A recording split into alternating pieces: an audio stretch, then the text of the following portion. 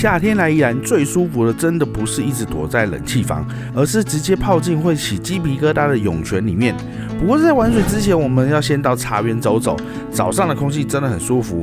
接着我们回到自己很喜欢的住宿，好好吃个早餐，放空一下。这让我们不打算赶行程，就用最舒服的方式再玩一次夏天的宜兰。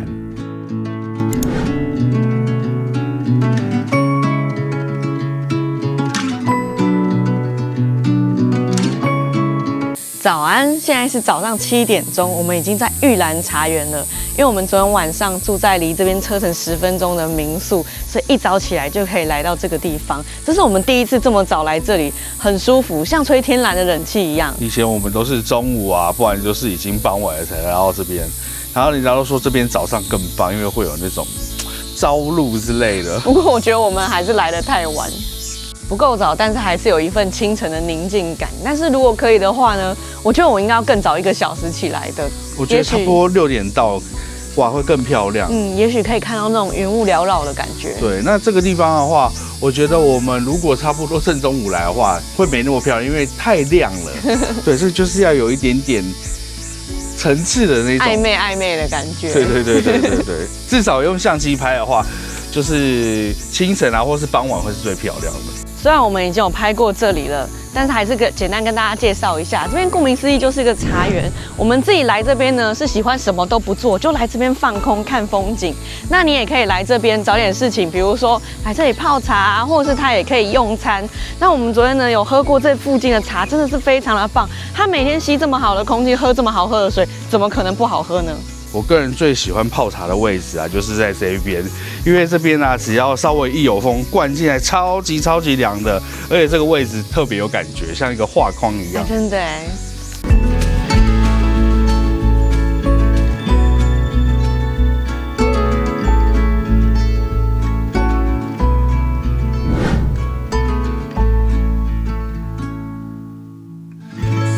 来这里不下数十次了，但还是第一次住在茶园的附近。那这边环境很好，不用说，重点是每天早上起来，你光是呼吸到那个空气啊，你就会觉得你的压力已经不见了。尤其是我这几天呢，都有特别的早起，早上的感觉跟你平常睡得饱饱的睡到中午起来那个感觉真的是不一样。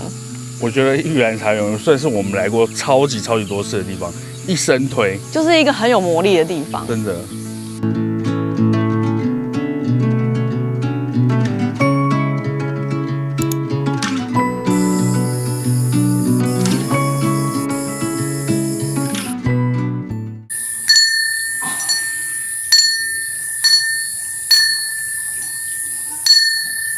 我们回来吃早餐了，它的东西看起来都小精致，可是实际上吃起来很饱口。那我们今天的是面包套餐，其实我们昨天也有早餐，但是我们2个昨天没有拍。那我有拍一下别桌，他们是今天第一天吃早餐，所以他们的早餐跟我们长得不一样。我觉得早餐最厉害的部分呢，就是这个紫米浆还有南瓜浆。我们刚刚喝了一杯又一杯，然后这个中间呢，它会给你一些水果啊、白煮蛋啊、毛豆，我觉得是很健康的早餐。然后面包啊、葱油饼，是你如果想要的话呢，就可以一直跟他要。我很喜欢它的葱油饼，因为它葱油饼非常的柔软，而且葱香超足的。哇，这个紫米浆我超级喜欢，因为我本身是很爱喝米浆，但是米浆有一个缺点是超甜，可是它这个甜度大概就是1分2分的，可是又不会让你觉得那种很无味的样子。对，然后它的那个口感是不腻的，因为我原本想说哇这么浓稠，而且我刚刚喝到它的时候，应该说我先看到它的时候，我以为是什么巧克力，对，就不是。还有很特别的是这个，我刚以为是果汁，像早午餐一样，结果倒出来喝南瓜浆。我第一次喝南瓜浆，对啊，然后它喝起来也没有你想象中会腻啊，或是非常好稠，很饱口，不会很清爽其实就是天然食材最棒的原味。然后你不要讲这个，你讲这个豆浆超浓，你看，哇！这样我等一下也想要去拿一杯来。它豆浆也非常好喝，光是喝这些东西你就饱到不行。我每一个都各喝一杯，然后现在还有想要再喝，可是我蛮饱的。早餐有提供马告小鱼辣椒给大家试吃，包进葱油饼真的超好吃。我跟阿嬷2个人是平常不吃辣的人，可是我们吃了这个之后，你知道吗？阿嬷比较夸张，她又多要了1份葱油饼，为了要吃小鱼辣椒。他这边葱油饼会一直给你续，他会说你够不够，我再给你葱油饼这样子。这个包进去很像我们吃那个川木园，可是它味道更好。它的辣呢不是那种很呛的辣，然后反而是马告的味道很浓厚，有点像是柠檬的香气那种感觉。很好吃，很好吃，一定要吃哦！真的会让你不小心去买他们的这个马告柠檬，可以带一罐回家。对。更正一下，就是马告小鱼辣椒。你以为早餐只有这些可以喝吗？没有，他还问你要不要喝咖啡，太丰盛了吧？对啊，所以整套下来，其实它厉害的是周边。这个很像是你去吃那种很养生的早午餐，一杯又一杯的感觉。对，你原本如果只看到这一块的话，你会觉得就很普通。可是哇，它周边好强。今天的阵容比较偏西式，那我们昨天吃到的早餐是中式的。对，而且还用一个长长的碟子，我刚好拍下来，然后中间还有一个饭团。它摆设的都很漂亮。超好吃，一直拿光拿。你刚刚不是说你不要吃？你刚刚不是说你不要吃吗？我觉得这个也很厉害，原本会烫手的东西，然后拿了都不会烫手，很棒。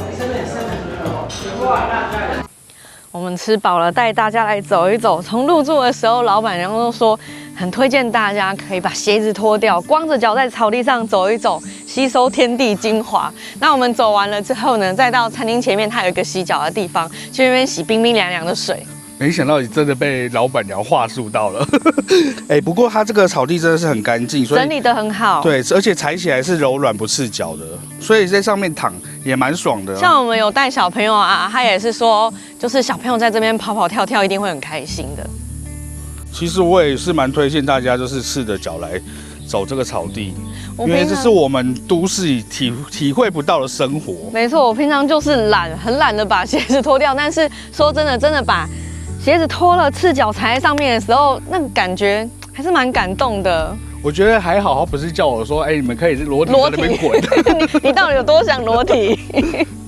这就是洗脚的地方，就在餐厅门口。但我觉得还好，其实脚没有到非常的脏可是重点是因为山泉水，我的话，我就算是没有踩草地，我也会来冲脚。冲着雪山凉泉就一定要来。如果大家了解我的话，我只要有山泉水，我一定必冲。很速洗呢，还有椅子可以坐。这边还有准备干净的毛巾给大家擦，有够贴心。而且讲到雪山凉泉呢，我们房间洗澡用的水也都是雪山凉泉，水压有够大的，而且水很够热哦。来擦一下脚。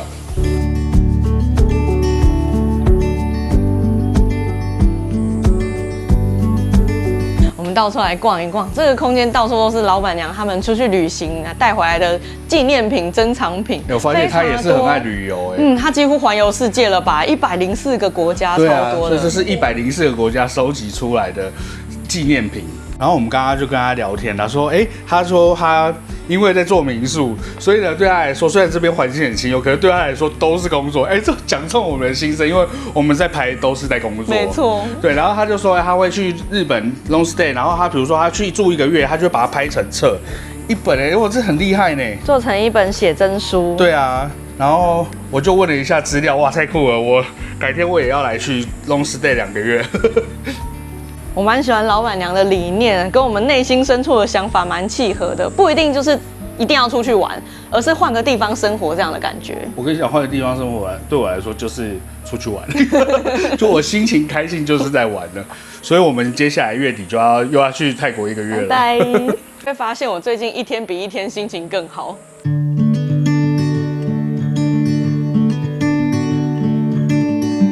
这个空间叫做逢春故事馆。那这里之所以叫做逢春园呢，是因为老板的爷爷就叫做林逢春。那逢春爷爷其实呢，他是第1代来到这里开垦的人，上面陈列了很多文物啊，都超过了100年，是当时逢春爷爷的生活用品，然后一直留到了现在。大家看这个很有趣，大家有看过台币吗？现在的钱之所以叫新台币，是因为以前的钱长这样子。老板说细板抠啊几抠啊，血泪史。真的，我们都在被换的那个人都在历史课本上读过。这里是餐厅的2楼，是一个放松心灵的空间，我们带大家去看一下。哇，好酷哦！我好想要来做这个可是大家应该不知道现在要干嘛。这个超酷的，你看哦。它这里有好多的蒸汽箱，他们会在这里做茶熏浴，里面放上茶包。那你在做蒸汽浴的时候呢，就可以闻到茶的香香的味道。对，我们下次带你妈来的时候，我们再来做。对，因为现在是大夏天，做这个实在是有点痛苦。我想要冬天的时候再来。我们原本想说3天2夜，然后前面的2天1夜都是自己享受，然后就来不及做这个，然后后面都来排就没得排。不然我其实来这边除了餐厅以外，这个是我更想要做的一个。说好了哦，下次不拍来享受哦。这边很棒哦，像我们如果是夫妻2个人来的话呢，直接就可以包场。那这边最多呢还有4个蒸汽箱，你可以4个朋友一起来。不过大家就是要脱光光坦诚相见，看看你能不能接受啦。这一个人就是500块钱，但是可以享受整个包场的感觉，超棒的。我觉得很划算耶。外面的窗景很棒，但是如果你担心被看到的话呢，它有帘子可以拉起来。但是刚刚姐姐跟我们说是不会被看到啦。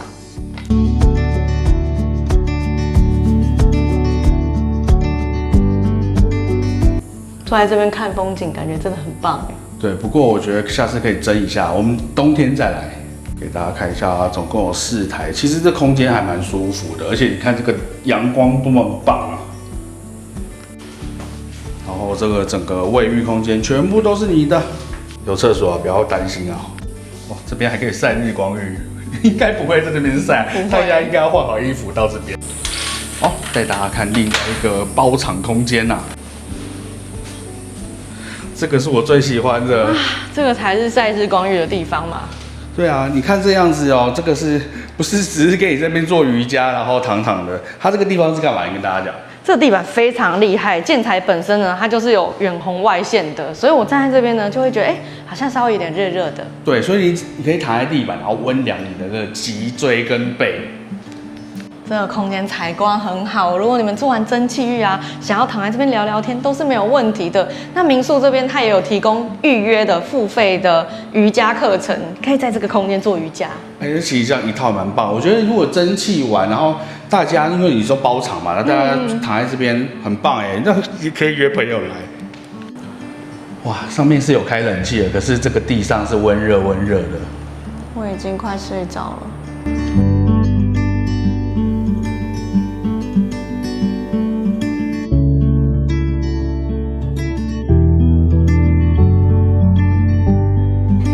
之后觉得这边冬天来很棒，可是我觉得夏天来也很好，因为现在太阳真的是非常的大。那有时候我们出来玩呢，不是说一定要跑很多的景点回去累死自己，反而是你找一个地方把自己充饱电了，再回去被虐待吗？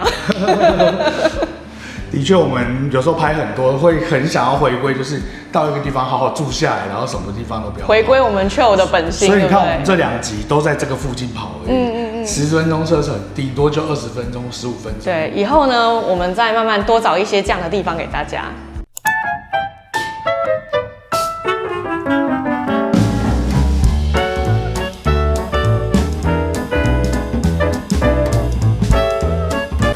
我们现在来到九寮溪生态园区，这边其实进去呢是九寮溪步道。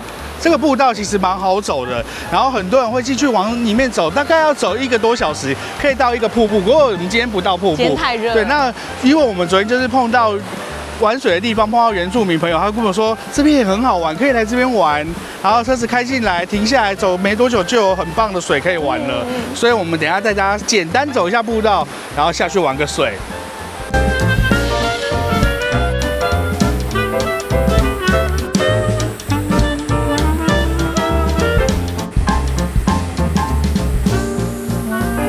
走到一半，2只突然啊了一下，原来是这么大只的猪在这边。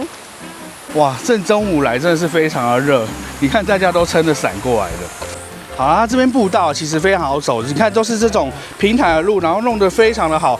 然后听说这个步道的后半段啊，其实是整个森林，所以如果你怕热的人，其实来这边里面是可以避暑的。不过我没有打算走那么远，因为我已经看到小路可以下去游泳了，我们下去玩水吧。结果我们回到车上啊，刚刚到那个地方啊，其实是它以前是戏水区，然后因为风灾之后呢，这个地方它就乡公所就把它放上告示牌，让大家说不要去戏水啊，不要去烤肉啊、钓鱼、垂钓之类的，所以我们就不进去，因为这是不好的行为。那大家看到的话，自己注意就是尽量不要去啊。如果你是特地为了来玩水的话，我是建议不要啦。不是尽量不要，请遵守好吗？就再前往下一个点了。前几天其实有找了一些蛮好玩的玩水的地方，那大家其实可以重复的再去，那个地方真的很棒。对，可以看一下我们前面的集数。我们换个地方，来我们最喜欢的圆山枪连皮，不然弟弟说没有水玩不跟我们好了。没错，他说会恨我一辈子，所以我就移到我们喜欢的这个地方。这个地方很厉害哦，我们前几天玩的全部都是溪水，这边是涌泉水，然后都是18到22度附近的，所以是非常透沁凉的那一种。来到这边，我就想到上次听在地导览说，这边牙签随便插下去都会有水冒出来的事情，形容说这个地方真的是水资源非常丰富。对，那这边就是圆山，圆山就是一个涌泉，到处都是涌泉的地方。那我觉得这边很棒的一点就是，你来到太阳底下的时候超晒，可是你到树下的时候非常的凉快，很棒，而且包场的感觉非常好。那目前我们现在看到这一池啊，它也是涌泉。那很多人会在那边比较像是游泳，因为它比较像一个游泳池的大小。重点是它里面的鱼超级多，而且水非常的透净。因为我们去日本的时候也看了很多白水民选的景点啊，看到这里我就想到那样的东西，如果放在日本哦，应该会是白水民选之中的一点了。一定会，一定会。我来这么多次啊，我都没有跳那个池，我等一下再去游一下好了。今天没什么人，那池能游吗？因为通常白水民选那样的池都不让人家碰，所以我下意识就会觉得那个是不能进去的。所以能游赶快游。不过这边啊，它这边其实以前是一个洗衣亭，不过它现在就变成了一个涌泉让你玩的地方，而且它已经做好了这个铁皮屋，所以你在下面也不会太热。然后像你没有整个要下去的人啊，就坐在岸边啊踢水，很棒的。哇，那这边就是小孩池，所以如果你比较有那种小孩的话，来这一池就很棒，安全的。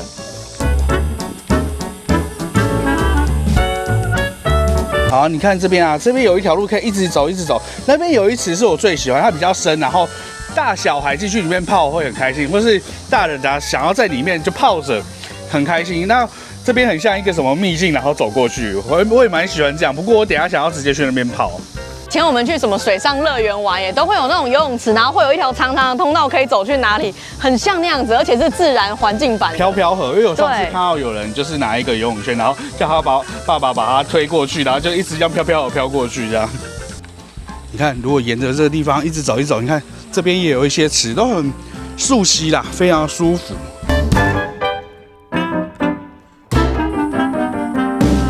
这里很溯溪耶。没错，你看它这样子，它其实是有一点深度的。如果你坐下去的话，是可以露一个头在上面，然后泡在里面，非常舒服。而且你看这地方比刚刚那边更干净，不要被小子他们发现。哇，真难得！现在想一想，刚刚没有去那个地方还不错，因为这边更舒服。对，然后有树荫可以遮，又有椅子可以坐。哇，我们阿妈这一趟玩水也玩得很开心。对，那我们刚刚讲飘河，就可以这样一路过来到这里。全部人都忍不住下来了，给大家看一下。像我阿公身高173左右，到膝盖。那如果你整个人泡进去的话，就会露出个头，非常好冷哦。可是泡一下就习惯了，好舒服哦。好啦，依照惯例，我就是会把这个插进去水里面，让大家看一下这个水质怎么样。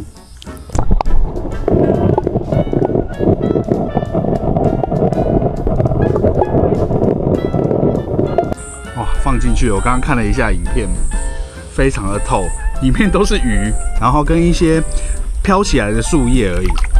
前面应该是涌泉口，所以你会感觉到这个水啊一直涌过来，非常的棒，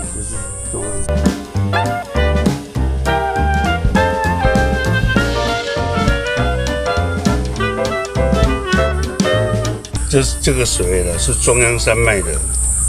长流在地底下再冒出来，伏流，这种就是伏流啊。哦，对哈。对啊，上次不是去马太鞍溪的时候，马太鞍湿地的时候就讲说，它会先从山上下来，然后潜入地表，再从地表里面冒出来，这叫伏流，不是吗？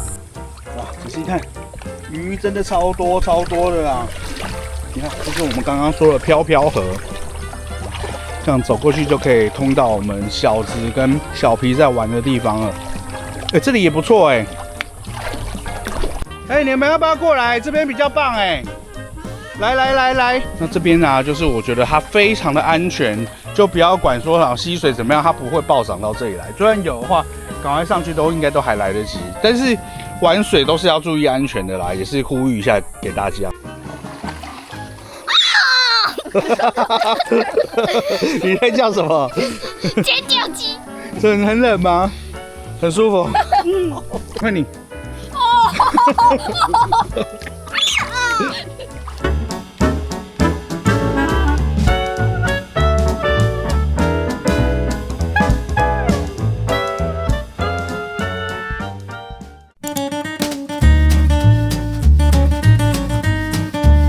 这一家是鳗燕鳗鱼专业料理。我们今天本来找另外一间餐厅，可是后来因为行程有变啊，所以就临时改了这间餐厅。那我们在外面呢是比较少看到鳗鱼主题的餐厅，所以想说蛮新鲜的，来看看它的菜到底怎么样。他以前是鳗鱼养殖业者，后来就是结合鳗鱼料理啊，再加上一些热炒跟合菜。刚好我们最近也蛮想要吃鳗鱼的，所以看到这个呢，就决定赶快来试一下。马上决定。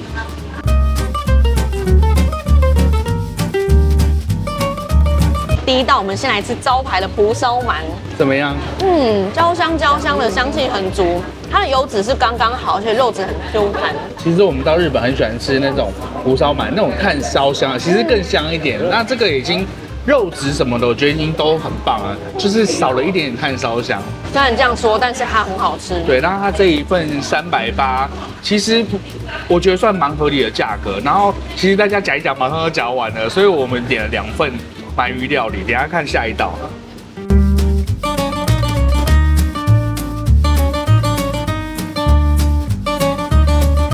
第二道是3杯鳗鱼，比较少看到这样的做法。它是还非常的 Q 弹，刚刚那个鳗鱼呢就是肉质细致，然后这个的话呢，它感觉胶质感是比较多的。怎么样？真的不一样，吃起来 QQ， 跟我们想象中的鳗鱼啊，通常都是这种酥酥烂烂、软软的这样子，不一样。可是我觉得这口感特别的好，他们啊在那个菜单上面啊都会有推荐的菜色，所以我觉得这个3杯就是他们里面特色推荐的，然后吃起来不错哎。除了肉质的形容以外呢，它3杯的调味也是很赞的。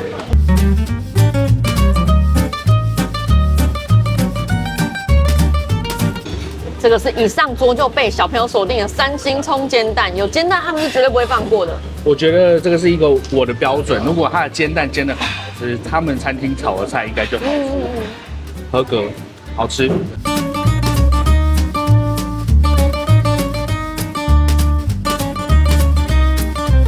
这是剥皮辣椒松板肉，听到菜名就很有感觉。你刚刚本来要点铁板的，后来我们2个有剥皮辣椒，马上换，因为我们很喜欢吃剥皮辣椒，不会很辣，可是香味很够。刚吃一口，肉非常 Q 弹，但是我没有吃出什么特别的味道，跟剥皮辣椒一起再吃一口。有了，整个香气就跑出来了。剥皮辣椒那种特殊的香，特殊的，它其实有带一点点甜味耶。对，好吃。这一道非常的下饭，而且它里面的葱也给蛮多的，而那个剥皮辣椒跟那个肉啊也不会很少，还蛮不错的，值得点。其实它剥皮辣椒脆脆的，如果不要告诉你的话，你可能会有一点点像在吃安博亚的那一种错觉。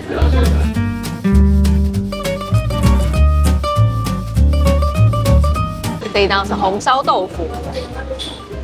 刚刚小皮说豆腐好好吃哦，我知道为什么了，它也是做有一点点甜甜的感觉，所以小朋友会觉得特别好吃。好吃是不是？对。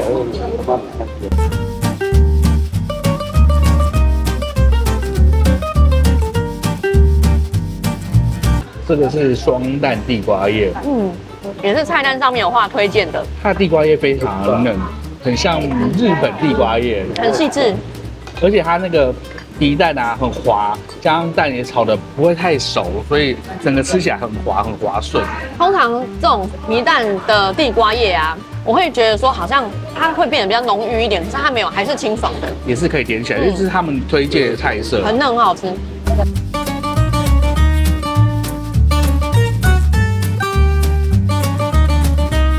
这是我们每到宜兰必点的西卤肉，它里面的料很丰盛。那这家的调味呢，它是醋比较多一点点，胡椒比较少一点点，也很好吃，但不是我们心中最喜欢的前3名。我已经跟大家讲，我们喜欢吃的就是胡椒比较重一点的这样子，然后醋后面再加 OK 嘛，对不对？整体来说，这家餐厅的菜色都带一点点甜味，还蛮符合我的胃口。那我个人觉得鳗鱼的部分啊，我觉得3杯这个很值得。我后面哇跟着饭一起吃，好香，而且它带来那种麻辣香气的。我下次会为了这道菜再来吃这间餐厅。对，它的鳗鱼是好吃。它蒲烧的话，你会莫名的跟日本去比较，你可能会喜欢一些炭烧香啊，在外面焦脆的感对，觉。就是你印象中的鳗鱼的那种感觉。对，但我们是用很高的标准去讲这个的，事实上它是很够好吃的。一上桌他就问你要不要仙草茶，我们刚从热的地方这样过来，真的喝一杯非常的消暑。那还有分无糖的跟微糖的，整桶冰块就这样给你，很阿萨里这部分。对，可以自己去挖，而且它这个非常的浓，我看很多人都喜欢无糖的，大家可以试试看，我觉得是必喝的啦。我们今天是点无糖的，我觉得好喝。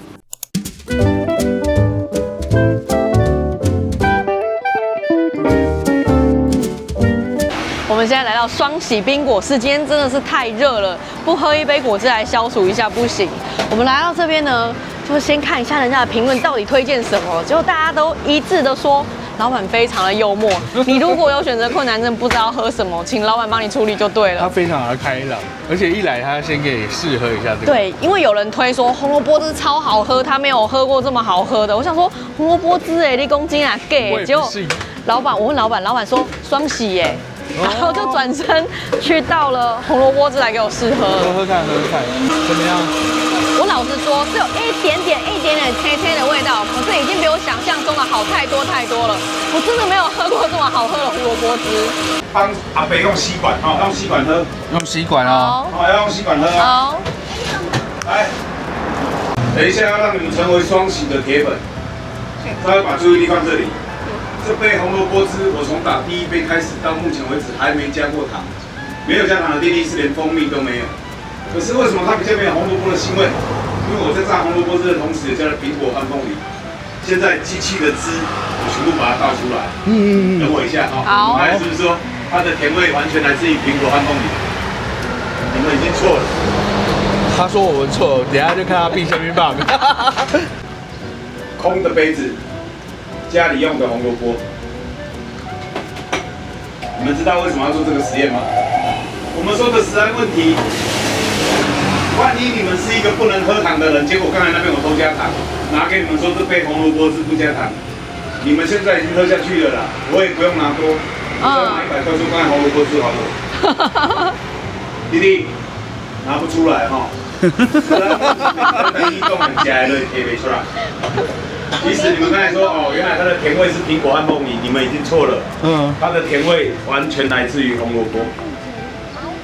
超赞！才知道原来红萝卜这么甜，跟你印象中的胡萝卜完全不一样，对不对？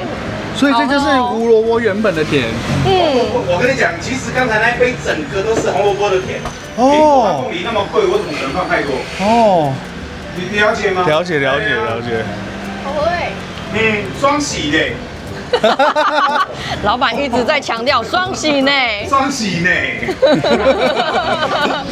我跟你讲哈，其实这一杯火龙果也很好喝。我前面4个牌子，这4个牌子我从打第一杯开始到目前为止还没加过糖。它喝起来是不是有点冰沙？不是阿北冰块放很多，是因为阿北的火龙果目前还在冷冻。它喝起来是冰沙的感觉。哇，太赞了！好，来，谢谢你们啦。这个是我们现在需要的。喝喝看。哎呀，火龙果凤梨都好喝。哦，你嘴巴好甜哦，你都不怕蛀牙哦？他已经蛀过了，拔掉了，所以不怕蛀牙。虽然我完全没有介绍的余地，我主 key 完全拉不回来。喝就好，来喝喝看。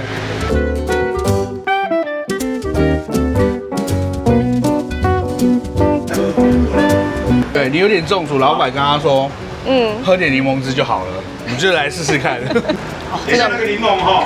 好。只要不是你喝过最好喝的，拿回来退钱。好，他超有自信。吗？为什么？因为那个柠檬跟前面3位小姐一样漂亮，还看不懂啊，还需要人家解释。帅哥，你把金箔喝哦。油嘴滑舌，比我还滑。我没有办法跟他对话，他的反应太快了。刚刚喝真的是很甜很好吃，而且它现在是有点冰沙的状态，很赞。它那个火龙果是冷冻的，是冰沙状，所以它不是在加冰块进去。对，而且非常浓郁。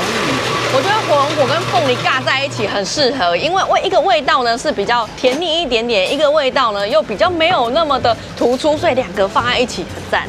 右边的4组就是完全没有加糖的品项，所以大家如果来想要喝没有糖的，就朝那边去点吧。其实就是它原本果的原汁原味这样子，有糖啊，就是它原本的糖这样子。水果本身的自然糖。